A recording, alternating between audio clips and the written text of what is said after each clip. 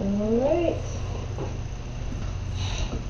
Hello, hello, hello. Come on in, come on in. We're live finally. Been a little bit. Maybe not. Oh, we got some new forms. Jessica over at PlayShare had this wonderful idea, and it's funny because I was, Gretchen and I were in France, and Jessica's going to France.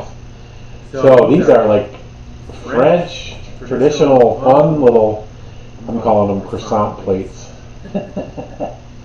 Yeah, who wants some croissants? So, a little side story here while some of you are coming in. If you ever want to make amazing European croissants, Trader Joe's has them frozen in the frozen section, even the chocolate ones and almond ones. And some of them you put out before you go to bed, and then you bake them in the morning. And some you just bake from the frozen dough. So they are pretty legit. They are amazing. And I'm convinced that's how they do it in Europe as well. So, yeah. It's like having your own European bakery in your house. Just go to Trader Joe's. Hopefully you have one close to you. Maybe they might even ship to you if you live far away. I don't know what they do with that kind of stuff. But, yeah. So, amazing trip here, the second trip here with Gretchen. We went to Saran Decor, and the family, the Claudells, hosted us, took care of us, so good care of us, and we felt really spoiled and cared for, and felt like family. So it was really fun to be there in Lyon.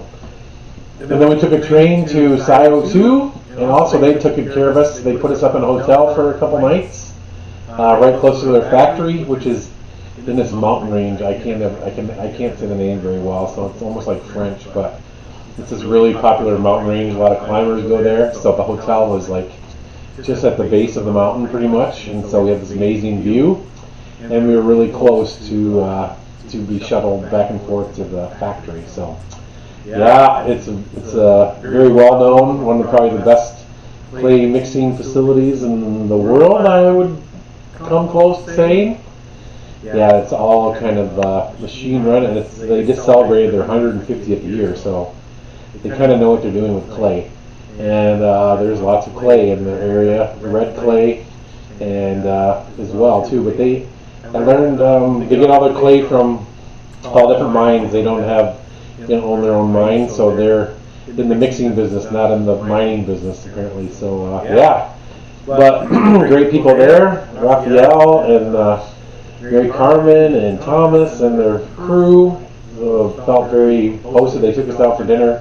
There was a bunch of other vendors there as well, so yeah, it was fun to meet some new vendors and yeah, and a couple of regulars as well. So anyhow, but already getting packed up here today to head to Aardvark in Southern California. So for you California folks, hope to see you there. The big Aardvark event is the 4th, this weekend, Saturday. And yeah, and I know it draws a big crowd, so a lot of you will be there. So hopefully we will see you there soon. So. Have any comment? Can anybody say hi out there on Instagram or Facebook?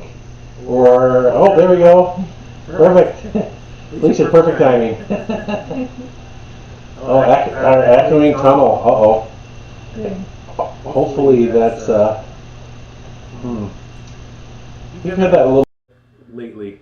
I don't know if it's on our end or your end, but we will look into that. Yeah. Maybe reset go out and come back in, but glad to see you're there. Hello, Susan. Thanks for saying hi. And let's see. So, yeah, so Aardvark. They usually have really good deals. Oh, good, you fixed it. Sweet, sweet, sweet. All right. At Aardvark. So I'm not sure exactly what they're doing this year, but usually draws a large crowd that that come super early to get in line. And yeah. So, all right. Well, as I was saying, oh, Hanez, there's Hanez. Hopefully. Have to come visit. We were close. Maybe in November, come visit. But yeah, hoping to come to Germany, and it's not too far from Austria. So yeah. But we just have these 3 sizes, and they're kind of we'll see if they last. But we made them for Jessica from Clayshare, and she was kind of what's the word I'm trying to say? She was letting everybody know about them last week. She was on her channels, and so we kind of had to launch with her. And so now we have a few left, and for those who didn't hear about it, they may want them. So this is sort of a check. Could be a little drop of a size. I don't know. Maybe depending on how much interest we have, we may keep them around. But for now, it's just a kind of a one-time sale, drop, purchase. There's 3 sizes. Small little one, and this one you gotta make sure you put a foot on there because to make it stay kind of wobbly.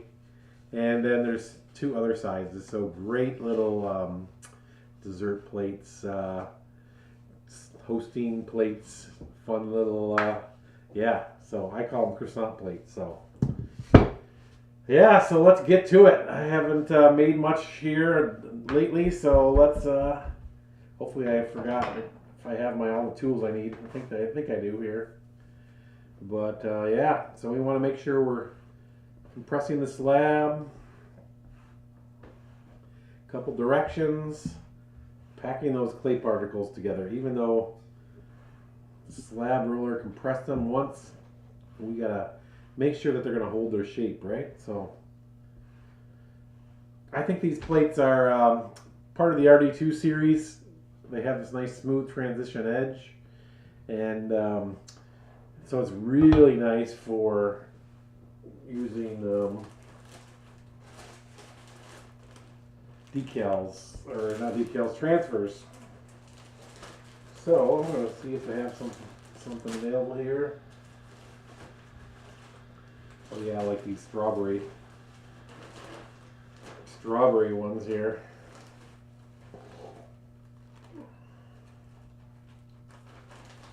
And yeah, these transfers are a real fun way. Not sure if Lynn is making these still, but these are from Home Island Transfer. Kind of feel like there's like July is strawberry season, but these days strawberries kind of are available all the time, right? So I'm just going to cut out this little section here. In fact, it might be a little bit big for this little plate that I'm doing, but let's see. We'll find out. Maybe we'll just make a big one. But I like to use all of these little tidbits of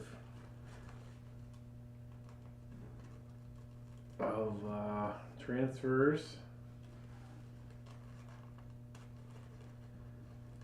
Yeah, there's a bunch of transfers out there, right? Elan Transfer is another good buddies of ours, and they make amazing ones. Sandbow has a big influence. So yeah, they all have different designs. So check them all out. Pick the designs you like. We're just going to go with these because they're right here and available. But it's probably big for the small one. That's kind of nice for the medium one. Let's do it. And they're so fun to just transfer the image right onto the clay. Oh, I thought I had got everything I needed here. I even double checked. Let me grab a roller real quick.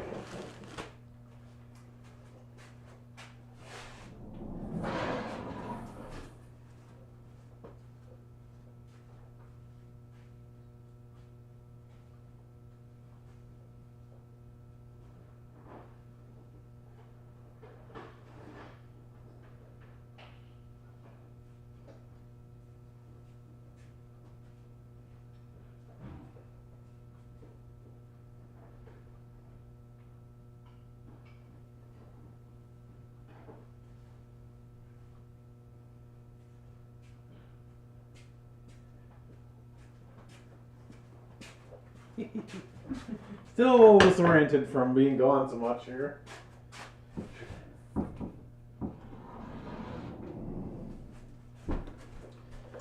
Not sure what time of day it is, what day it is.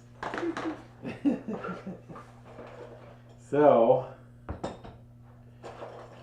you can see if I have a little another texture tool here. I don't.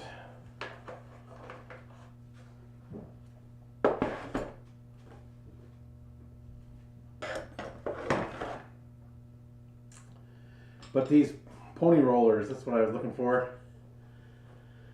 Hello, Tanya. Hopefully I'm coming to Bavaria again in the fall in November, so back to Ceramic Craft, Nuremberg. Maybe get down south a little bit as well, but we'll see.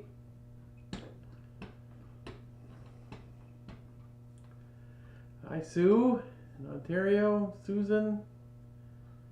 Holly in Costa Rica. Hello, hello.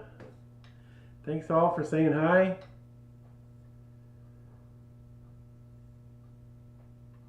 Good. So you can see how this the color starts to get really vibrant. And you can see that on the Facebook and Instagram, I think, too. So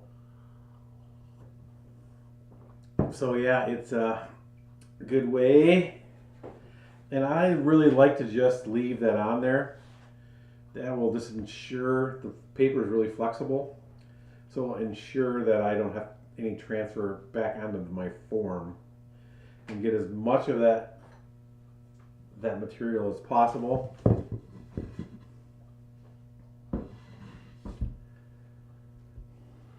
Now, drape it over top. This clay is pretty thin, which I really like, especially for this style of plate. So make sure that you're pushing that clay towards the form. It will help it to maintain its thickness.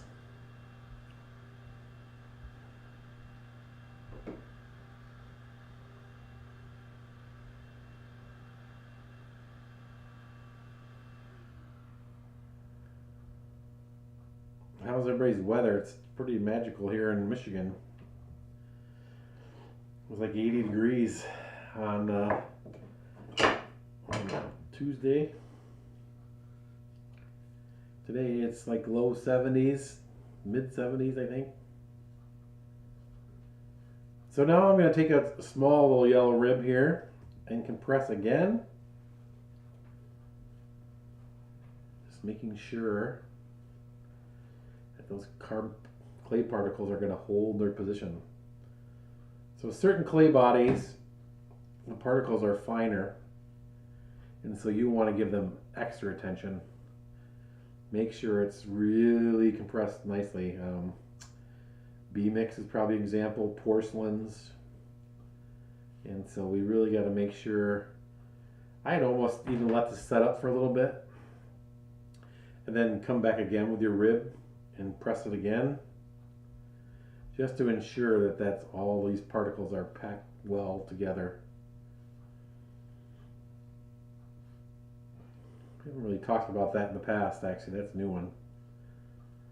But been using some of these other clays from around the world and kind of seeing the differences more and more dramatically. So yeah, I think there's a reason why they make hundreds of different kinds of clays, but still I would recommend easiest for these kind of functional plates are just a real economical stoneware clay, because it's got the stones in it, which is creates a little more of that structure, and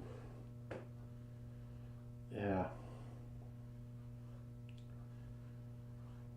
You know, I didn't talk to Debbie about these plates yet from Dayla Design, but she probably already has some. I don't know, she's been busy with other things, so I didn't really want to bother her with templates and stuff. It's kind of been Jessica's project. Jessica has some templates and things to make. Do you know, Delaney, if... I don't think Debbie has any specifically for them yet, but I know I used one that, like a scalloped oval one maybe, okay, that fit well. Okay, good. So she's got some that work, but they probably aren't labeled as going with them yet. Oh yeah, yeah. Yeah, because I don't even know, this is kind of, I was talking with Jessica when I was gone, so this is really a Jessica project, so don't give Debbie too much heat about it if you need a cutter, right? She's busy. She is busy. You're a busy woman. I think they have 3 or 4 locations at the moment, trying to consolidate all into one, sell their house, move the business, all kinds of fun. So yes,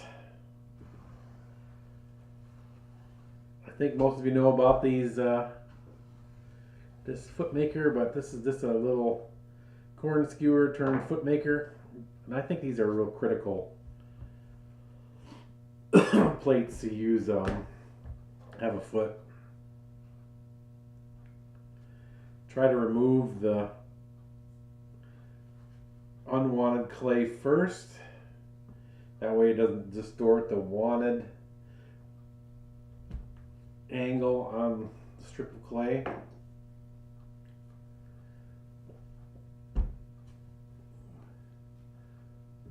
Susan says she did make templates for these. They're up on the ClayShare website. Oh, of course. Okay. Jessica did, right? I think Jessica did. Yeah, Jessica has templates. Jessica has templates, I think, right? Is that correct, Susan? I don't think Debbie did yet. Maybe she, and knowing her, she probably did, but. Right. Even since the last time we checked. Yeah. All right, so how I like to handle these, I got my foot ready. I cut outside of the form a little bit so I can mess around with its edge, make sure it releases nicely.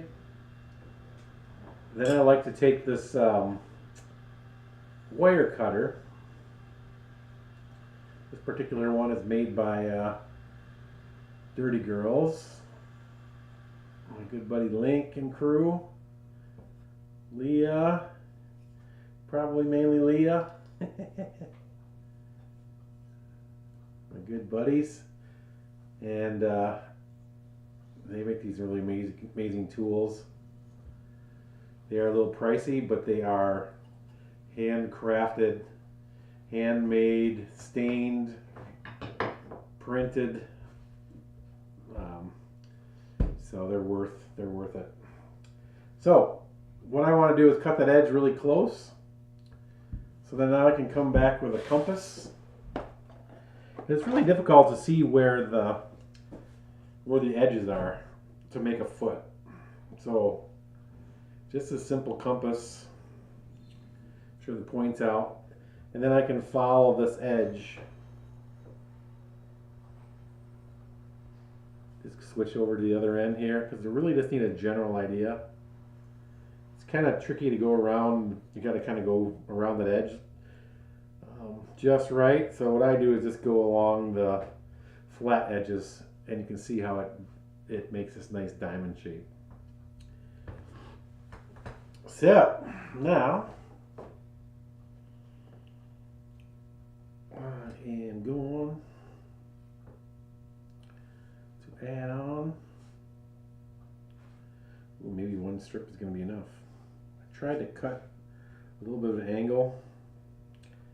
Sometimes these corners get kind of funny. And definitely with these diamonds, you got to make sure that that corner is pretty accurate. Actually, let's switch off here. So I didn't realize how much of an angle it is. Let's just do them part by part here. So let's lay it on there, press down, and let's just cut this end off here. Make sure it's got a nice little edge to it. This is the beauty of clay, right? Is that you have this this freedom to manipulate the clay on these kind of angled spots here.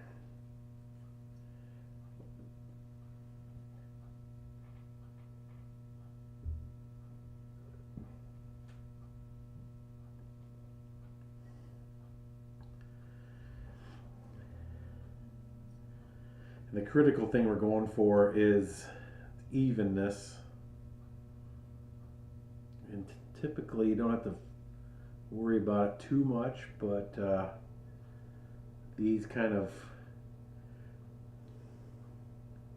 interesting cornered platters, you want to make sure that it's even so it doesn't get rocky or tippy. Nice and stable. There we go. And I can clean this up too when it dries a little bit more, but in this wet stage I want to make sure that I'm making sure that it's attached really nicely here.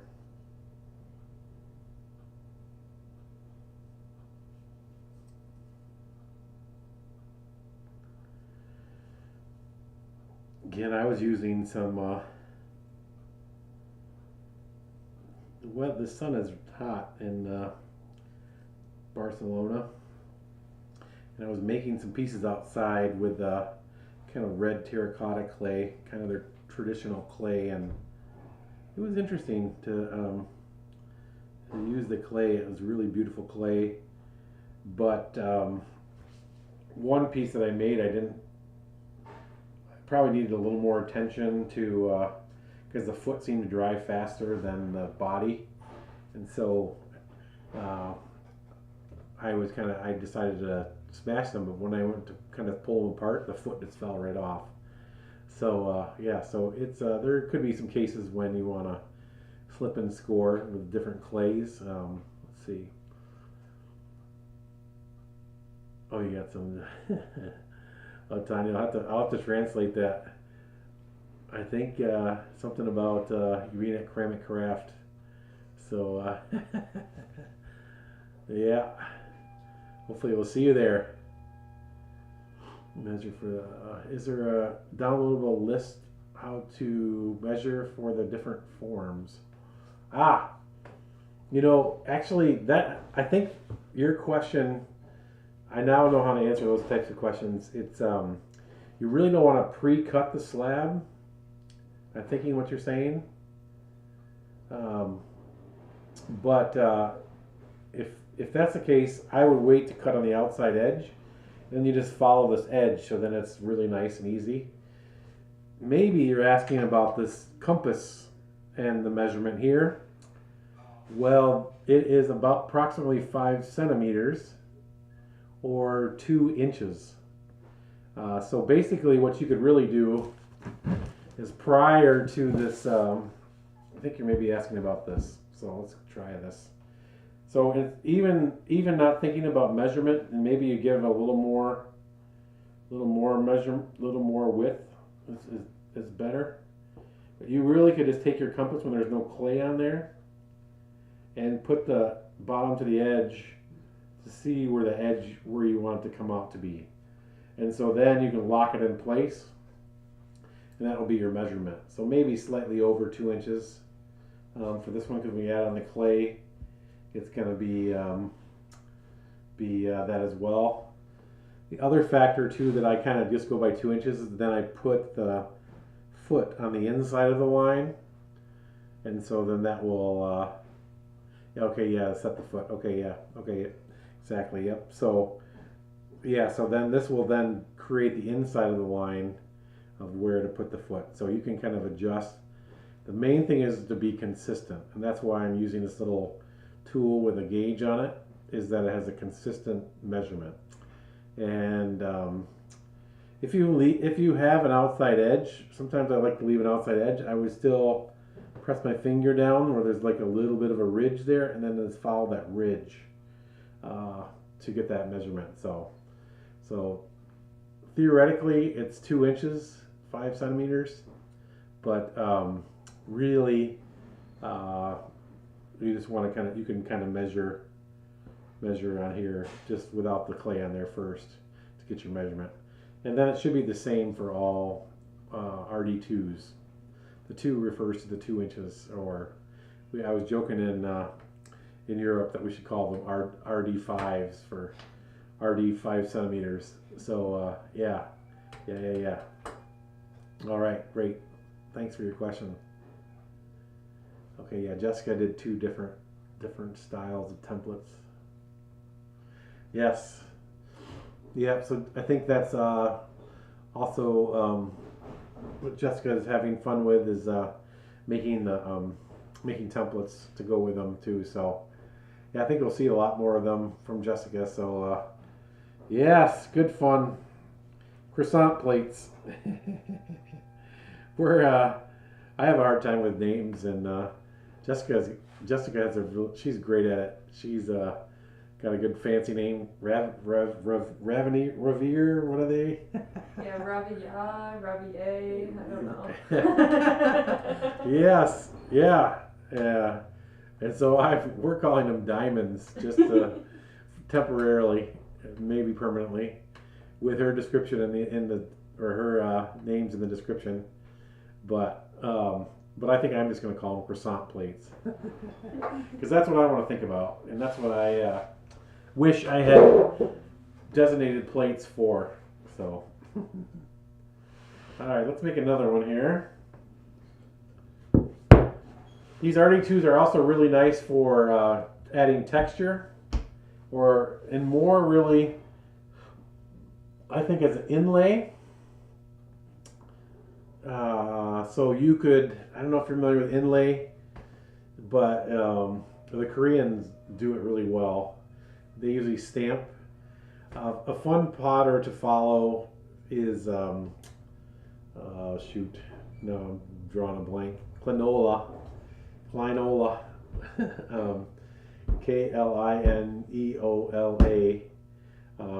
Michael Klein, and he's in the Penland, North Carolina area, and he does some inlay stuff. He was, I think, spent some time studying in Korea, so yeah, has a good Korean influence. But I think it creates this really beautiful surface. So what happens is you take a stamp it in, and then fill the stamp marks with a slip, like a porcelain slip. And so it just creates a real more vibrant color, and then you scrape away the other layer of slip to get to the so it just leaves that in a sense like an inlay, and so they become wonderful plates. So yeah, let's make one of those. See, I think I'll just make a little one here.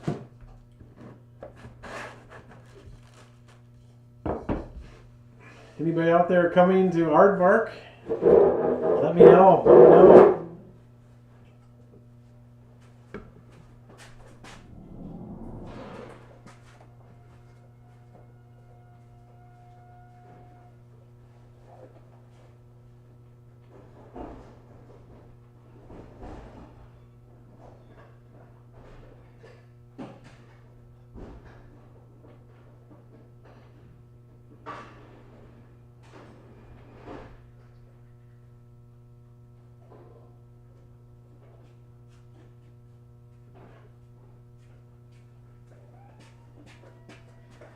All right. Keep walking away here.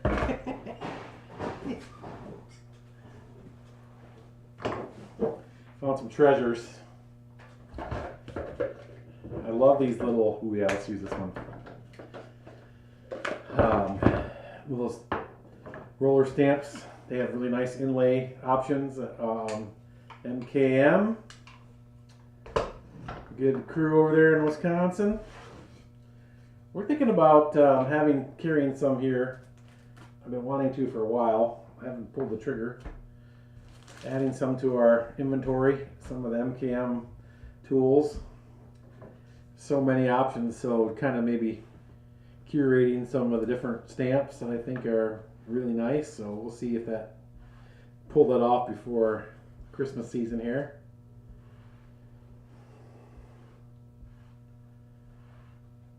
So I'm just gonna make. So these are fun ways to make that inlay texture. Be more detailed with the little one.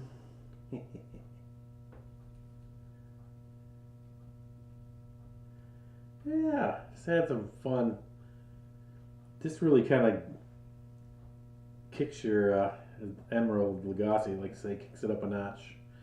Add some bam, some bam texture. MKM has great quality items. Yes, isn't that the truth? They are so nice. A lot of people making stamps out there, but now, I feel like MKM is definitely the premier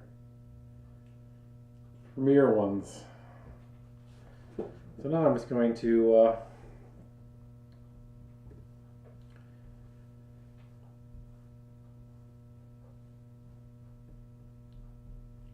drape that over. I know a lot of you out there want to use foam, which is totally good if you can make it work. For me, I really like this control. I like this process right here of making sure that the clay is pressed against the form consistently so it'll hold its shape.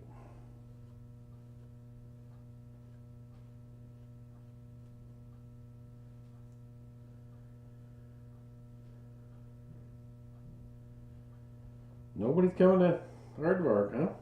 Oh man. I'm also going to be at Clay Play Arts. They're a fun crew. They're kind of in the valley. What was it? Ridge something. This is this area. North side of LA. Good buddy Hannah is the owner there, and so I always like to go visit them because there's fun people. They work really hard, and so they reached out for me to come, and I'm coming. Sunday afternoon, I think. So Clay Play Arts. So check it out if you're in the California area and want to come on Sunday. That is, I'd love to see you. Is that form standing good without foot? It looks very small. Yeah, it is very small. You're very true. I think it really needs a foot to kind of give it that stability.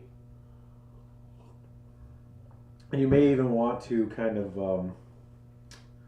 alter the foot a little bit too to kind of make sure that it's really stable. Make sure the lean is right, huh?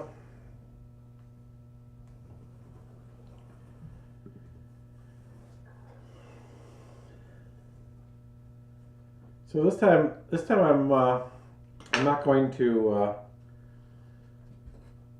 cut down through all the way, and I'm going to set my gauge here.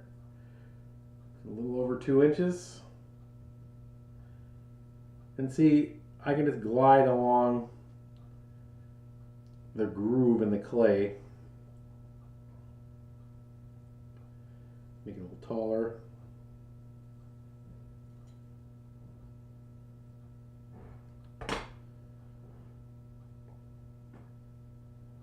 Fix my little marks if I made any. The point of this tool is to try to have a kind of a rounded off area that so it doesn't make that much of a mark. So yes.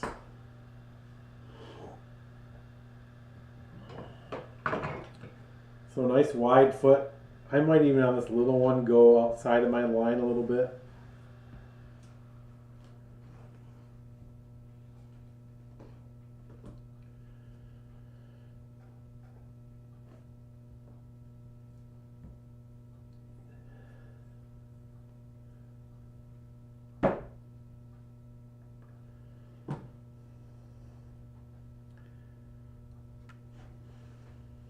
I usually like to leave it. I was just dying to check my texture to see.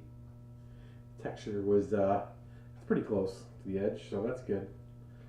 So now I have a determination. You see how this extra clay on the outside, that when it dries and sets up, I can either leave some of that out there or I can shave it down with my shearform tool to kind of make that edge how I want it to be. But I can make that decision at the end instead of even now. So now there's a little clay on there to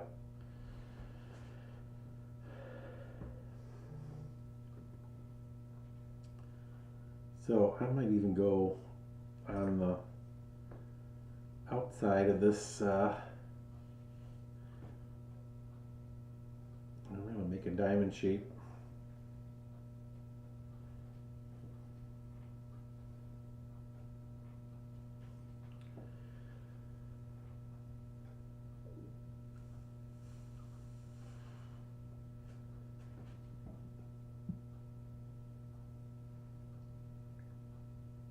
I'm just going to cut here.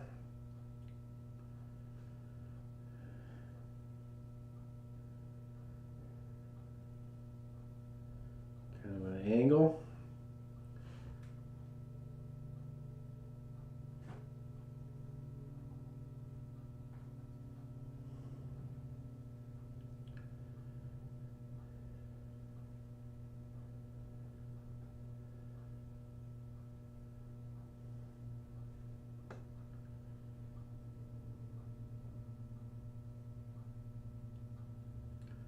There we go. You know, I might even, since this outside edge is a little bit longer, I'm just going to add a little extra piece on the end here. Just by pinching some clay, joining it, because all we really have to do is kind of faking it, right?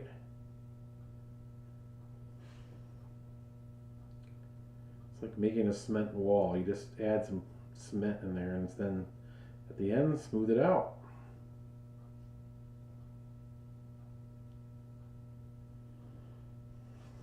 Alright. Now I can take my little modeling tool here and model it to how I want it to be. Give it some shape and definition.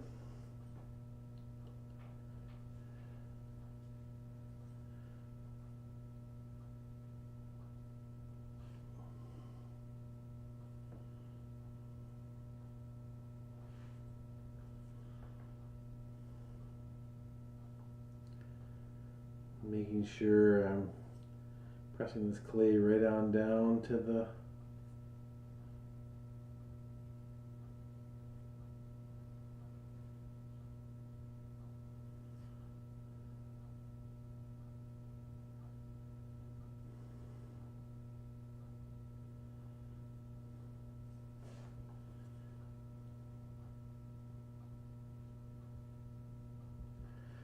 there we go. This could require a little Extra stamping on the outside here. Texturing.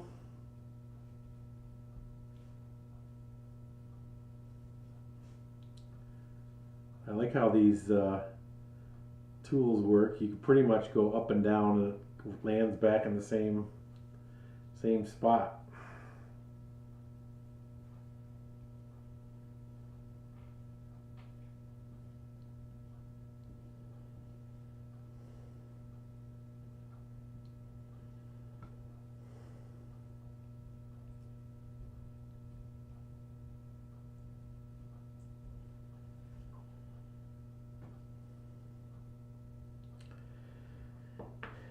And I would not worry that it's just perfect. The less you worry about it, the better it is. The more you kind of try to control it, the less free it looks, right? Looks kind of controlled. Let the tool have the control. And the glaze is gonna do its own thing afterwards anyway. So yeah. Wish it was closer. Oh yeah.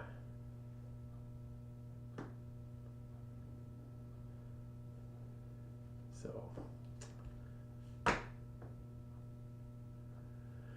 All right. Well, I hope these add a little fun to your making or decorating collection. And let us know if you have any questions about this. But I think we have them live already, right? Yep.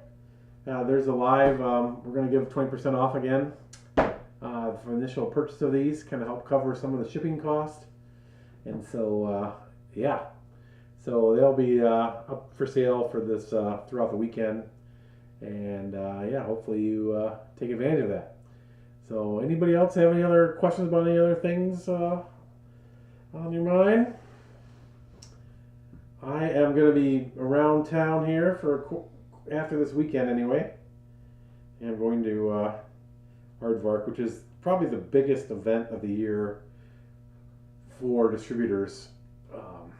They usually have about 2,000 people in attendance, and so it's kind of a good day excuse for people in the Southern California, Los Angeles area to make a trip there. They have really good deals on clay and glazes, and all of us vendors there to answer questions. So it's I feel like there's probably 15 or 20 vendors there, different companies. So from Scut to Amico, Mako, Sim, the guy from GR Pottery Forums,